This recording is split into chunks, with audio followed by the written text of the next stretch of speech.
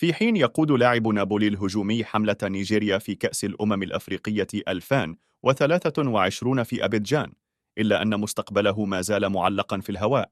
فيكتور أوسيمهين يحافظ بالفعل على وضعه كأفضل لاعب في أفريقيا، حيث يتطلع إلى إضافة لقب كأس الأمم الأفريقية 2023 إلى خزانة البطولات الخاصة به هذا العام.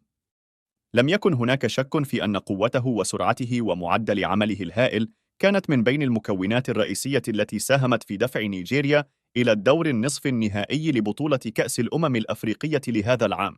سيقول القليل أو ربما الكثير أن الأهداف كانت صعبة المجيء بها بالنسبة لمهاجم ليل السابق في البطولة الحالية، نظراً لأنه تمت إلغاء 3 من 4 أهداف له في كأس الأمم الأفريقية بسبب التسلل.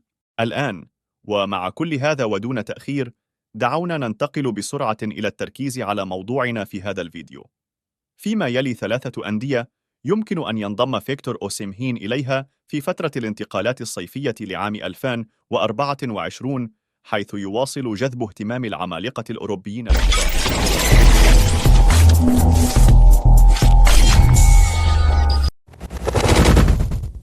أوسيمين قد وصف علانية ديديه دروغبا بأنه قدوته، مما يجعل ملعب ستانفورد بريدج وجهة محتملة للغاية في فصل الصيف. ومع ذلك يجب على تودي بوهلي وشركائه أن يكونوا مستعدين للإنفاق بكثافة مرة أخرى في نافذة الانتقالات القادمة للضغط على نابولي للسماح لأغلى لاعبيهم بالرحيل فقط 5 أشهر بعد تجديد عقده الجديد. أراد ميكيل أرتيتا ضم فيكتور أوسيمين قبل 2 سنين، ولكنه اختار التعاقد مع جابرييل جيسوس بدلاً من ذلك بسبب الأموال المحدودة للتحويلات. علاوة على ذلك، تسببت إصابات جابرييل جيسوس المستمرة في مناقشات نقل قوية حول رغبة ميكيل أرتيتا في الحصول على مهاجم جديد لتنافس بشكل أكبر على لقب الدوري الإنجليزي الممتاز هذا الموسم. تمت مراقبة إيفان توني الإنجليزي في يناير، ولكن لم يتم تقديم عرض رسمي من قبل أرسنال، مما يترك استاد الإمارات كوجهة محتملة رائدة لأغلى لاعب أفريقي.